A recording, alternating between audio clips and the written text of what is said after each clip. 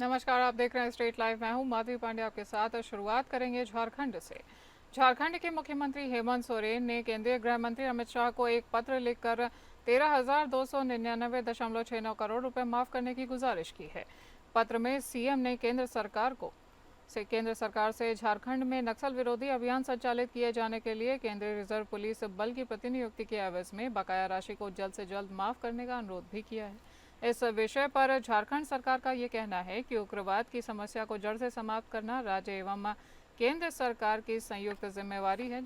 आपको बता दें कि सीएम ने गृह मंत्री को बताया है कि कोविड-19 महामारी के पश्चात राज्य सरकार आर्थिक पुनरुत्थान करने से लेकर आपदाओं से निपटने और अन्य जन कल्याणकारी योजनाओं में के सफल क्रियान्वयन के लिए जुटी हुई है। और हालांकि अपने सीमित संसाधनों के कारण झारखंड सरकार पर वित्तीय भार हद से ज़्यादा बढ़ चुका है, जिसके कारण सीआरपीएफ की प्रतिनियुक्ति के विरुद्ध लंबित राशि के भुगतान करने पर राज्य सरकार पर एक बहुत बड़ा वित्तीय बोझ पड़ेगा और इसके पश्चात राज्य की विकास योजनाएं बाधित हो जाएंगी।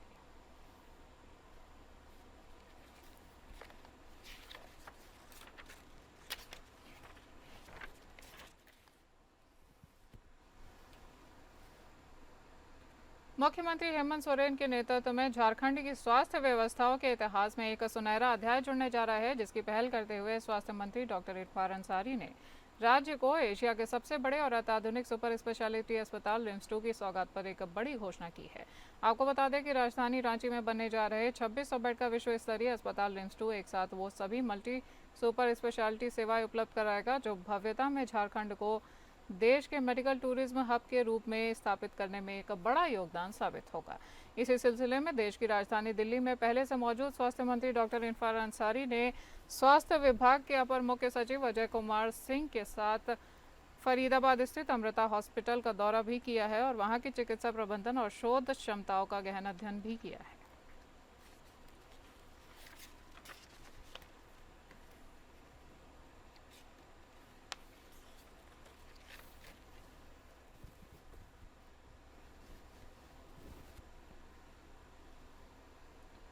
रांची स्थित झारखंड उच्च न्यायालय ने राज्य में नगर निगम और नगर निकायों का चुनाव नहीं कराने पर कड़ी आपत्ति जताते हुए इस मामले में दायर अवमानना याचिका पर सुनवाई की है।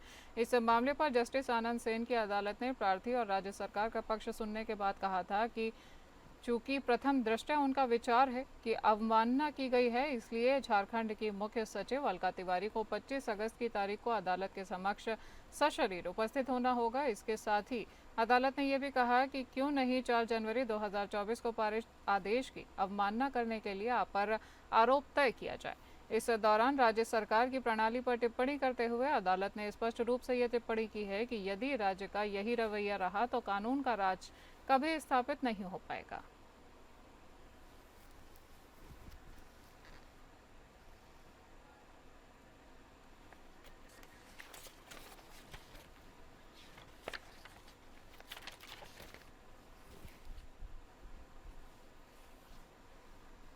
रांची के उपायुक्त सह जिला दंडाधिकारी मंजूनाथ भजंत्री ने रातू स्थित प्रखंड सह अंचल कार्यालय का औचक निरीक्षण किया है। इस दौरान उन्होंने कार्यालय में सभी पदाधिकारियों और कर्मियों की उपस्थिति की भी जांच की है।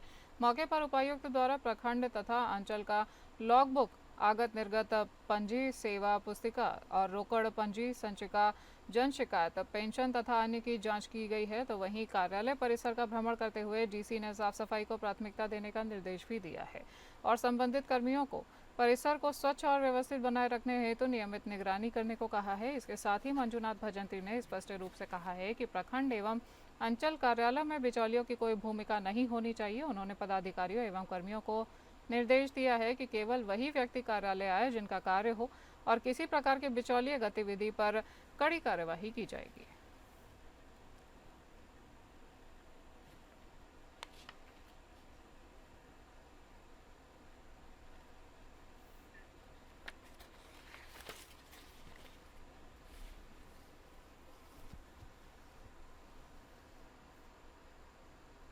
झारखंड पुलिस द्वारा 6 महीने यानी जनवरी 2025 से लेकर जून 2025 तक की बड़ी उपलब्धियों को लेकर आईजी अभियान पुलिस मुख्यालय के प्रवक्ता डॉक्टर माइकल राज एस ने राजधानी रांची स्थित पुलिस हेडक्वार्टर में एक प्रेस वार्ता का आयोजन किया है, जहां उन्होंने ये बताया है कि राज्य पुलिस द्वारा नक्सलियों के खिलाफ अभियान में मुठभेड़, आत्मसमर्पण और गिरफ्तारी के साथ कई विस्फोटक सामग्री भी बरामद की गई है। इस 6 महीने में हुई कार्यवाही के दौरान साइबर अपराध के खिलाफ 620 कांड दर्ज किए गए हैं और 767 अपराधियों की गिरफ्तारी भी की गई है। वहीं मादक पदार्थों के खिलाफ 389 मामले दर्ज किए गए हैं और 393 लोगों को गिरफ्तार किया गया है। इसके साथ संगठित अपराध, अवैध गन फैक्ट्री, अफीम की खेती और विस्फोटक सामग्री के विरुद्ध भी कार्रवाई की गई है। इसके अलावा राज्य में अपराध नियंत्रण के तहत पुलिस द्वारा कुल 197 नक्सलियों और उग्रवादियों को गिरफ्तार करने के साथ ही इस अवधि में 10 नक्सलवादियों को पुलिस के समक्ष सरेंडर भी किया गया है।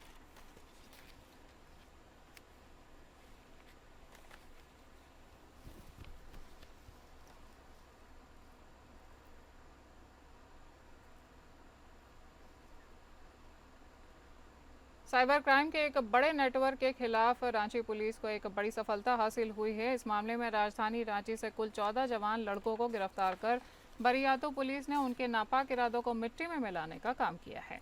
जानकारी मिली है कि गिरफ्तार हुए सभी अपराधी पड़ोसी राज्य बिहार के ही कुछ अलग अलग जिले के रहने वाले हैं, जिनमें से मुजफ्फरपुर, पूर्णिया, सुपौल और कुछ सहरसा में रहते हैं। कार्यवाही के दौरान पुलिस द्वारा आरोपियों के पास से 5 लैपटॉप, 17 मोबाइल फोन और 90 एटीएम कार्ड जब्त किए गए हैं। इस संबंध में जानकारी देते हुए डीआईजी से एसएसपी चंदन कुमार सिन्हा ने मीडिया को बताया है कि ये सभी आरोपी ऑनलाइन साइबर फ्रॉड कर माल बनाते हैं, जिन्हें इन्फॉर्मेशन मिली थी कि रांची की ऑनलाइन गेमिंग का अवैध धंधे में ये लड़के ऑनलाइन जुआ और गेमिंग करवाते थे। सामाजिक दुष्प्रचार मान ली कई बार होता है। अब देखें होंगे कि सामने वाले वीडियो कॉल करके कोई जो है ऑब्जेक्शनेबल वीडियो बना लेते हैं और बाद में उसको एक्सप्लॉइट करते हैं। तो बहुत तरह के क्राइम्स हैं इसमें। इन सारे क्राइम्स में अल्टीमेट मोटिव क्रिमिनल का होता है, वो पैसा कमाना होता है। वो ब्लैकमेलिंग करके कमाना हो, वो एटीएम से ट्रांसफ़र करके कमाना हो। तो हम लोग जो है यह निश्चित करेंगे कि आप जो आम जनता है कोई अननोन लिंक को क्लिक न करें।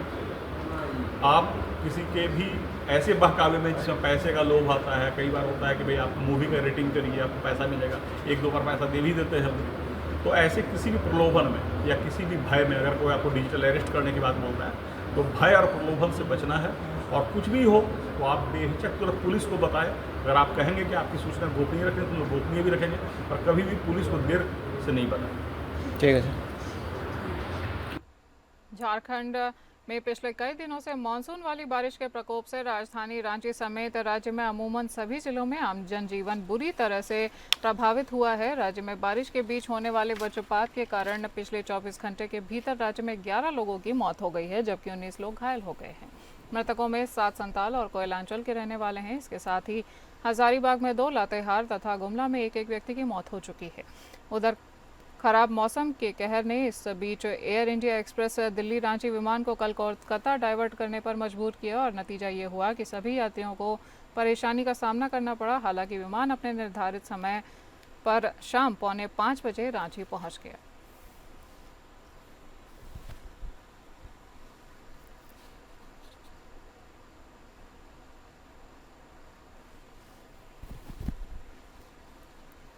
अब बात करेंगे छत्तीसगढ़ की। छत्तीसगढ़ विधानसभा के मानसून सत्र के अंतिम दिन शून्यकाल में हसदेव अरण्य क्षेत्र में अडानी समूह द्वारा कथित अवैध पेड़ कटाई का मुद्दा गूंजा। इस दौरान नेता प्रतिपक्ष डॉक्टर चरणदास महंत, पूर्व मुख्यमंत्री भूपेश बघेल और अन्य कांग्रेस विधायकों ने इस मामले को जोर शोर से उठाया और स्थगन प्रस्ताव के तहत तत्काल चर्चा की मांग की है। इस पूरे घटनाक्रम ने राज्य की राजनीति में एक बार फिर से पर्यावरण और आदिवासी अधिकारों को लेकर बहस को तेज कर दिया है। वहीं इस मामले को लेकर भाजपा के बेलतरा विधायक सुशांत शुक्ला ने मीडिया से बातचीत करते हुए कांग्रेस पर तीखा हमला करते हुए कहा कि विधान सभा में कांग्रेस के साथियों का बर्ताव था वह चोरी की दाढ़ी में तिनका जैसा था। मैं पुनः स्थापित करता हूं कि तमनार में पेड़ कटाई को लेकर उन्होंने विषय उठाया है वह उनके कार्यकाल के कुकर्मों का एक कुकर्म है। इस दौरान भाजपा विधायक सुशांत ने कांग्रेस की पूर्ववर्ती सरकार पर भी तीखा हमला बोला। पर्यावरण की अनुमति की सिफारिश भूपेश बघेल की तत्कालीन सरकार ने किया 16/10/19 को। वन स्टेज क्लियरेंस, जो वन का क्लियरेंस होता है, उसकी अनापत्ति की सिफारिश 19/4/22 को और वन स्टेज 2 की भी सिफारिश 23/1/23 को। इसी भूपेश बघेल की सरकार ने दी थी, परंतु विधवा विलाप करने की आदत भूपेश बघेल जी और उनके पूरे कांग्रेस के चाटुकार विधायकों को आदत पड़ चुकी है इस सरकार में कि इस सरकार का विरोध करना है तो अपने कुकर्मों को छिपाने के लिए विधवा विलाप करेंगे। मैं आपके माध्यम से पुनः स्थापित करता हूं, विष्णुदेव साय जी के सुशासन में, मोदी जी की गारंटी के तहत बनी इस सरकार में भ्रष्टाचार के विरुद्ध जो कुठाराघात हो रहा है वो अपनी गतिशीलता के साथ निरंतर चलता रहेगा। आज रायपुर में भाजपा अनुसूचित जनजाति मोर्चा द्वारा कांग्रेस की आदिवासी विरोध मानसिकता और झूठे प्रचार के खिलाफ जोरदार विरोध प्रदर्शन करते हुए पुतला फूंका गया है। यह विरोध बलौदा बाजार जिले के आदिवासी विकास विभाग की छात्रावास हेतु वाटर जग खरीदी को लेकर फैलाई गई भ्रामक और तथ्यहीन जानकारी के विरोध में किया गया है। भाजपा अजजा मोर्चा के प्रदेश अध्यक्ष विकास मरकाम ने कहा कि जिसकी जैसी आंख वैसी उसकी दृष्टि। कांग्रेस भ्रष्टाचार में आंकट डूबी पार्टी है और उसे एक ईमानदार और कर्मठ आदिवासी मुख्यमंत्री भी भ्रष्टाचारी नजर आ रहा है। मरकाम ने स्पष्ट किया है कि वाटर जग खरीदी का प्रस्ताव 23 फरवरी 2025 को ही निरस्त कर दिया गया था। ना तो कोई भुगतान किया गया है और ना ही कोई आपूर्ति।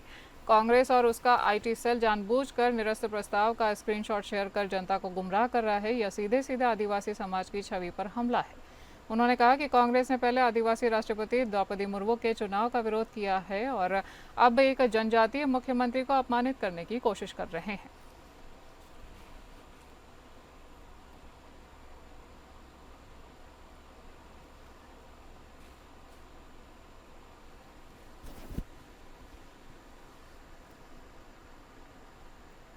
इंदिरा कला संगीत विश्वविद्यालय एक बार फिर विवादों में आ चुका है। विश्वविद्यालय की कुलपति डॉक्टर लवली शर्मा के विवादित बयान ने एक ऐसा बवाल मचाया है कि सैकड़ों कर्मचारी 2 दिन पहले ही कलेक्टर दफ्तर पहुंच गए और नारेबाजी के साथ धरना प्रदर्शन कर माहौल गरमा दिया।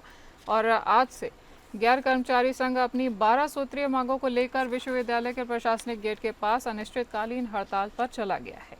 कर्मचारी संघ का आरोप है कि कुलपति ने अपने बयान में कर्मचारियों को असभ्य बताकर पूरे छत्तीसगढ़ की मेहनतकश और श्रमशील छवि का अपमान किया है। आक्रोशित कर्मचारियों ने न सिर्फ नारे लगाए बल्कि साफ साफ कह दिया कि जब तक सरकार की कुलपति की नियुक्ति रद्द नहीं की जाती है तब तक चरणबद्ध आंदोलन जारी रहेगा। यह पहला मौका नहीं है जब विश्वविद्यालय में कुलपति के खिलाफ बगावत का बिगुल बजाया गया है। हमारा जो है मांग है, हमारे लोगों को पदोन्नति चाहिए। हमारी जो मांग है वो जो है समयमान वेतनमान है। ऐसे अनंत ज्वलंत सिद्ध मुद्दे को लेकर के हम आज जो है सड़क की लड़ाई के लिए मजबूर होकर के आज हम आंदोलन पर बैठे हुए हैं, जिसमें कुलपति महोदया के द्वारा साथ ही जो है हम सभी कर्मचारियों को, सर्व समाज के कर्मचारियों को अभिशाप शब्द के साथ उपयोग करके और भी जो है प्रताड़ित किया गया है, जिसको वो शब्द को भी जो है वापस लिया जाए। ये सब चीज़ें जो है हमारी मुद्दे में जो है मांग पर है। तो अभी आपने ज्ञापन किसी को सौंपा है? ज्ञापन हम जो है निरंतर जो है सौंपे हैं। अभी जो है हम ज्ञापन जो है छत्तीसगढ़ कर्मचारी अधिकारी फेडरेशन से भी जुड़े हुए हैं, गैर शिक्षक कर्मचारी संघ। तो हमने जो है आदिवासी बालक छात्रावास एक अस्थायी तालाब में तब्दील हो चुका है, जिससे यहाँ रहकर बढ़ने वाले छात्रों का रहना दुर्लभ हो गया है। रूम में भरे पानी में ही रहने को वो मजबूर हो चुके हैं। बच्चे ना ढंग से पढ़ाई कर पा रहे हैं, ना ही खाना खा पा रहे हैं। वहीं रात में उन्हें सांप और बीछी का डर भी बना रहता है। बारिश शुरू होते ही छात्रावास परिसर में पानी निकासी की व्यवस्था नहीं होने के कारण घुटनों तक पानी भर जाता है, जिसके कारण बच्चों को काफ़ी परेशानियों का सामना करना पड़ता है। वहीं छात्रावास परिसर और अंदर छात्रों के रहने और सोने वाले कमरों में भी पानी का भराव हो जाता है। घुटनों तक पानी भर जाता है, जिससे विद्यार्थियों को छात्रावास के अंदर आना और जाना पड़ता है। जिला मुख्यालय के बीच स्थित प्री मैट्रिक आदिवासी बालक छात्रावास काफ़ी पुरानी बिल्डिंग है, वह जर्जर हो चुकी है, जिससे बच्चों की ज़िंदगी अब खतरे में दिखाई दे रही है। इस छात्रावास की टपकती छत, फटी दीवारों के कारण बच्चों के जीवन पर संकट आ चुका है। छात्रावास के बच्चे डर के माहौल में रहते हैं और कमरों में चारों तरफ पानी ही पानी फैला रहता है। जब इसकी जानकारी जनपद पंचायत अध्यक्ष को लगी तो वो घटना स्थान पर पहुंचकर तत्काल राहत देने के लिए बच्चों को कहीं और शिफ्ट करने की निर्देश जारी कर चुके हैं। वहीं विभाग अधिकारी ने जल्द नए भवन के लिए प्रस्ताव भेजने की बात की है। यहाँ पर तो एक तो पहले पानी में भरा हुआ है और हर साल की यही स्थिति है। और बच्चे लोग के भविष्य को देखते हुए मैं भी चिंतित हूँ कि इनको अभी स्कूल के बगल में शिफ्ट किया जा रहा है और इसकी नाली व्यवस्था के लिए भी अभी बात हम करेंगे और इसके नई बिल्डिंग के लिए भी हम लोग बात करेंगे, क्योंकि बच्चे का भविष्य का सवाल है। यहाँ से बच्चे लोग अभी तो तत्काल चले ही जा रहे हैं, लेकिन आगे भविष्य में ऐसा ना हो करके इसके लिए हम लोग जरूर आवाज उठाएंगे और इसके लिए कार्रवाई करेंगे। जो भी जैसा भी बने मेरी तरफ से मैं पूरा कोशिश करूंगी। सूरजपुर जिले के दूरस्थ क्षेत्र महुली में बीते कई महीनों से सोलर पंप के खराब होने से माध्यमिक और प्राथमिक शालाओं के बच्चों सहित आंगनबाड़ी, स्वास्थ्य केंद्र, पंचायत कार्यालय के साथ साथ 20 से 25 ग्रामीण परिवारों को पीने के पानी की समस्या उत्पन्न हो चुकी है, जहां आमजन और बच्चे पानी पीने के लिए काफ़ी दूर दूर भटक रहे हैं। दरअसल सूरजपुर जिले के ओडगी ब्लॉक अंतर्गत माहूली ग्राम पंचायत में पेयजल आपूर्ति हेतु सोलर पंप लगाया गया था, जिससे स्कूली बच्चों सहित स्वास्थ्य केंद्र, ग्राम पंचायत के कार्यालय के लोग और 20 से 25 परिवारों सहित लगभग 200 से 250 लोगों को पेयजल की आपूर्ति की जाती थी। लेकिन बीते 3 से 4 माह से सोलर पंप के खराब होने से स्कूली बच्चों सहित अन्य लोगों को परेशानियों का सामना करना पड़ रहा है, जहां पीएम श्री स्कूल के साथ साथ अन्य शिक्षकों का कहना है कि सहायिका के द्वारा 1 किलोमीटर दूर से पानी लाने पर वो विवश हो चुके हैं और पानी की दिक्कतें उनको लिए और ज़्यादा परेशानी का सबब बन रही हैं, जिसकी शिकायत भी उन्होंने उच्च स्तर पर की है, लेकिन अभी तक कोई भी हल नहीं निकला है। वहीं इस मामले को लेकर क्रीड़ा अधिकारी ने कहा कि वर्ष 2014 में पंप लगाया गया था, जो कि खराब हो चुका है और बनने लायक नहीं है। इसको अब नया पंप लगाया जाएगा। पीएचई विभाग से राशि आवंटित होना, जहां 8 से 10 दिनों में पंप लगाया जाएगा, ऐसा उनका कहना है। और यहाँ पर बच्चों को पानी की समस्या हो रही है, दूर दूर से मतलब 1 किलोमीटर जा रहे हैं पीने के लिए पानी, तो बच्चों को दिक्कत हो जा रहा है। तो मैं निवेदन करता हूँ कि यहाँ जल्दी से जल्दी पानी का जुगाड़ करें, व्यवस्था करें। यहाँ सोलर ड्यूल पंप लगा हुआ है, जो कि अप्रैल महीने से बंद पड़ा हुआ है, जिससे बच्चों को भारी समस्या का सामना करना पड़ रहा है पानी के लिए। रुक करेंगे मध्य प्रदेश का। मध्य प्रदेश के मझौली थाना अंतर्गत दर्ज जबलपुर मझौली थाना क्षेत्र में रिश्ते को कलंकित करने वाला एक मामला सामने आया है। पिता ने नाबालिग बेटी को हवस का शिकार बनाया। बेटी के गर्भवती होने पर मेडिकल अस्पताल में उसका गर्भपात करा दिया और पुलिस ने आरोपी पिता को पॉक्सो एक्ट और बीएनएस की धाराओं के तहत प्रकरण दर्ज किया है। पुलिस ने बताया है कि 14 साल की किशोरी माता पिता और छोटे भाई बहनों के साथ रहती थी। वह परिवार के साथ ईंट भट्टे में काम करती थी। जनवरी में पिता ने उसको डराकर उसका बलात्कार किया। मार्च में किशोरी के नाना की मृत्यु होने पर उसकी मां और उसके भाई बहन वहां गए और बेटी को अकेला पाकर पिता ने फिर उससे दरिंदगी की। किशोरी को 4 जुलाई को पेट में दर्द हुआ। पिता उसे मेडिकल अस्पताल ले गया। डॉक्टरों ने बताया कि वह 4 माह की गर्भवती है। वहां उसका गर्भपात किया गया। अस्पताल प्रबंधन ने इसकी जानकारी मझौली पुलिस को दी और पुलिस ने किशोरी से पूछताछ की तो पता चला कि ये पिता की करतूत है। इसके बाद पुलिस ने एफआईआर दर्ज कर आरोपी को गिरफ्तार कर लिया है। मझौली थाना अंतर्गत एक नाबालिग बालिका ने की तबीयत खराब होने पर वो मेडिकल में उपचाररत वहाँ इलाज के लिए वहाँ गई थी। वहाँ पर डॉक्टर के द्वारा 4 महीने का गर्भ बताया गया। जब पूछताछ किया गया तो इसके पिता ने बताया कि ये कहीं गुजरात कहीं गई थी, इस कारण ये घटना हुई होगी। बाद में जब इसमें हमने इसका डीएनए कराया तो इसमें ये निकल कर आया कि पिता ने ही उसके साथ गलत संबंध स्थापित किए थे और जिसके कारण वो गर्भवती हुई थी। इसमें अपराध दुष्कर्म का और पॉक्सो एक्ट का दर्ज कर पिता को गिरफ्तार कर लिया गया है और आगे इसमें वैधानिक कार्रवाई की जा रही है। किस थाना अंतर्गत का ये मामला है? ये थाना मझौली के अंतर्गत का मामला है। इसमें पिता के ऊपर अपराध दर्ज किया? हाँ, इसमें खुद पिता ने ही बच्ची के साथ दुष्कर्म किया था। ये प्रूफ होने पर इसमें अपराध दर्ज कर उसको गिरफ्तार कर लिया गया। बात करेंगे गुजरात की। गुजरात के सूरत के महुआ तालुका में कचेरिया गांव में एक शर्मनाक घटना घटित हुई है। 13 साल की एक बच्ची के साथ छेड़छाड़ी की घटना से पूरा गांव आक्रोशित हो चुका है। पेंसिल खरीदने दुकान पर गई एक 13 साल की बच्ची के साथ दुकानदार किशन ताताराम चौधरी ने शारीरिक रूप से छेड़खानी की है। बच्ची ने जाकर स्कूल में टीचर को इस बारे में जानकारी दी और टीचर ने गांव के प्रधान को इस बारे में जानकारी दी है। इसके बाद पूरा गांव आक्रोशित हो गया है। ग्रामीणों की भीड़ ने दुकान में तोड़फोड़ भी की और उनका सामान भी जला दिया। मौके पर पहुंची पुलिस पर भी पथराव किया गया। पुलिस ने तुरंत कार्यवाही करते हुए आरोपी के खिलाफ पॉक्सो एक्ट और बीएनएस के एट्रोसिटी अधिनियम के तहत कानूनी कार्यवाही की है और आरोपी को गिरफ्तार कर लिया है। किसी भी अप्रिय घटना को रोकने के लिए सरपंच और विभिन्न नेताओं से बातचीत भी की गई है और स्थिति को शांत करने के लिए पुलिस का एक कड़ा बंदोबस्त भी किया गया है। ये है कि कोई नाबालिग वाला है, वो दुकान पे कोई सामान लेने के लिए आई हुई थी, तो दुकानदार ने बोले छेड़ती किया है नाबालिग वाला का। उस मामले को लेकर फरियादी पुलिस स्टेशन पे आया था, उसकी फरियाद भी ले रहे हैं और आगे की कार्यवाही भी शुरू है। आरोपी हमने हस्तगत कर लिया है, आरोपी भी आ गया है और पुख्ता पुलिस बंदोबस्त है। फिर गांव वालों ने ये थोड़ा मतलब रोष था गांव का कि भाई नाबालिग बालक का ये छेड़ती का बना हुआ है, तो सामने वाले की दुकान का थोड़ा मामूली सामान लेके सामान भी जलाया हुआ है। आगे की वो भी कार्यवाही करेंगे और आरोपी भी हमने हस्तगत कर लिया है। आगे की कार्यवाही चालू है। सीसीटीवी कैमरा हम देख रहे हैं, डीवीआर हम देख रहे हैं और ये पूरी घटना की जांच भी हम कर रहे हैं। रुख करेंगे बिहार का। बिहार के मुख्यमंत्री नीतीश कुमार ने आज जेपी गंगा पथ पर पर्यावरण, वन एवं जलवायु परिवर्तन विभाग द्वारा विकसित किए जा रहे पार्क का निरीक्षण किया है। निरीक्षण के क्रम में अधिकारियों ने विकसित किए जा रहे पार्क के संबंध में जानकारी देते हुए मुख्यमंत्री को बताया कि इस पार्क की लंबाई 500 मीटर है, जो एलसीटी घाट और कुर्जी घाट के बीच स्थित है। ये पार्क पटना स्मार्ट सिटी परियोजना का हिस्सा है और इसे पिकनिक स्पॉट के रूप में विकसित किया जा रहा है।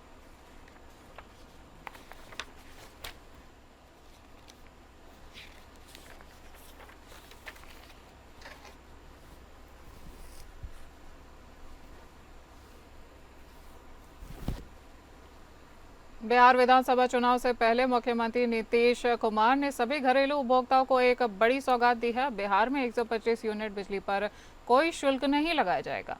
राज्य सरकार ने इसे 100% सब्सिडी का नाम दिया है, लेकिन आम भाषा में कहें तो ये घरेलू उपभोक्ताओं को 125 यूनिट बिजली मुफ्त में मिलेगी। ऊर्जा मंत्री विजेंद्र यादव के अनुसार बिहार में घरेलू विद्युत उपभोक्ताओं की संख्या 1,86,60,000 है। इनमें 125 यूनिट तक बिजली की मासिक खपत करने वाले उपभोक्ताओं की संख्या 1,64,94,000 है, जो कुल घरेलू उपभोक्ताओं का 90% है। इन उपभोक्ताओं को अब बिजली का बिल नहीं देना पड़ेगा।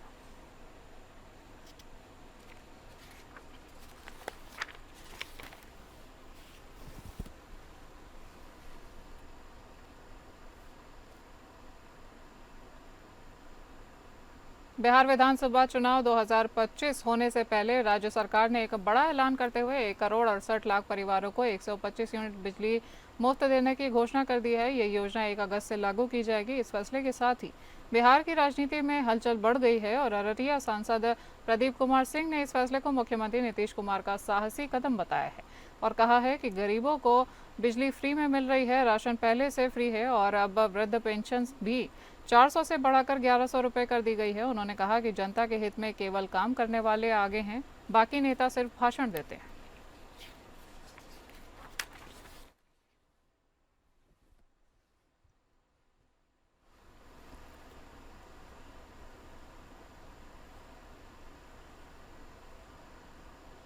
बिहार यूथ कांग्रेस की ओर से आज पटना के ज्ञान भवन में मेगा जॉब फेयर का आयोजन किया गया है, जिसमें एयरटेल, टाटा, अमेजॉन, फ्लिपकार्ट, महिंद्रा और एचडीएफसी समेत 120 अधिक नामी कंपनियों ने हिस्सा लिया है। इस रोजगार मेले में 12वीं पास से लेकर पीएचडी धारकों तक को मौके दिए गए हैं। ऑन द स्पॉट इंटरव्यू और उसी समय ऑफर लेटर की व्यवस्था भी की गई है। आईटी, मैन्युफैक्चरिंग, फार्मा और ई कॉमर्स सेक्टर की बड़ी कंपनियों ने मेले में भाग लिया है। प्रतिभागियों के स्किल और क्वालिफिकेशन के आधार पर स्क्रीनिंग के लिए एक विशेष कंट्रोल रूम भी बनाया गया है, जिसमें 12 सदस्यीय टीम ने सुबह 9 बजे से 8 बजे तक लगातार काम किया है।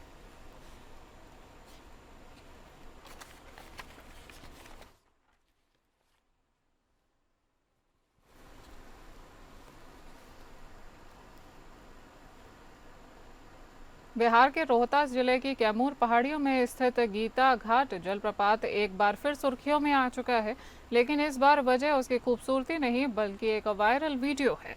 सोशल मीडिया पर तेजी से वायरल हो रहे इस वीडियो ने प्रशासन से लेकर स्थानीय लोगों तक को हिला दिया है। बताया जा रहा है कि यह वीडियो सूर्यपुरा की सीईओ गोल्डी कुमारी और सारण के सीईओ कौशल कुमार का है, जो कैमूर की सुनसान पहाड़ी पर एक साथ नजर आ रहे हैं। वीडियो सामने आने के बाद इलाके में सनसनी फैल गई है। ग्रामीणों का आरोप है कि दोनों अधिकारी गीता घाट के जंगल क्षेत्र में अश्लील हरकतें कर रहे थे। वीडियो में कुछ युवक उन्हें टोकते हुए दोनों अधिकारियों से उनका आई कार्ड दिखाने की मांग करते हुए देखे जा रहे हैं।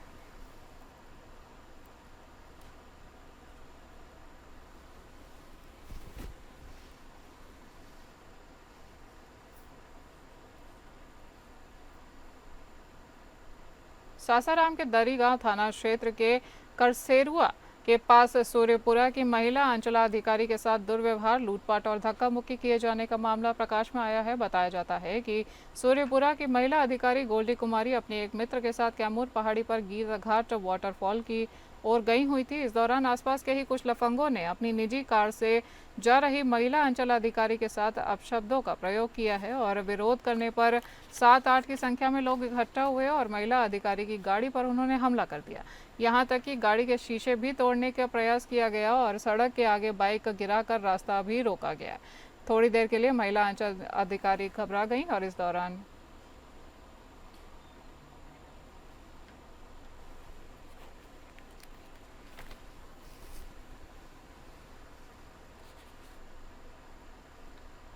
विक्रमगंज सासाराम उप मुख्य मार्ग पर स्थित शिवम मार्केट में 14 जुलाई की रात मनोज आभूषण में हुई भीषण चोरी का पुलिस ने सफलतापूर्वक खुलासा करते हुए 5 आरोपियों को गिरफ्तार किया है। साथ ही चोरी किए गए आभूषणों में से करीब 40 लाख रुपए के मूल्य के सोने चांदी के जेवरात और अन्य सामान भी बरामद किए हैं। पुलिस अधीक्षक रोहतास द्वारा 18 जुलाई को जारी प्रेस विज्ञप्ति के अनुसार चोरों ने मार्केट की तीनों दुकानों के ताले और शटर तोड़कर अंदर घुसकर चोरी की वारदात को अंजाम दिया था।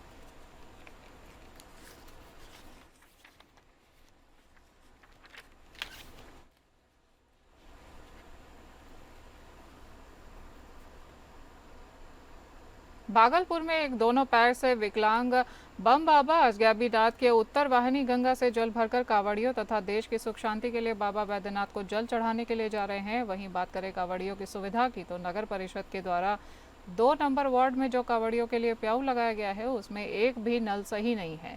सारे नल टूट चुके हैं, जबकि नगर परिषद सुल्तानगंज के द्वारा सुविधापूर्ण सावन के दावे हर जगह फैले हुए नजर आ रहे हैं।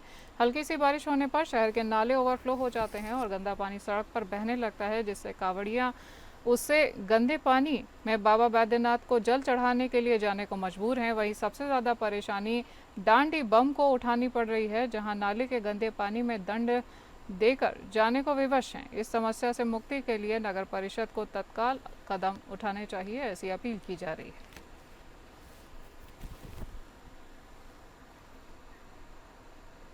स्टेट लाइव में आज के लिए इतना ही। नमस्कार।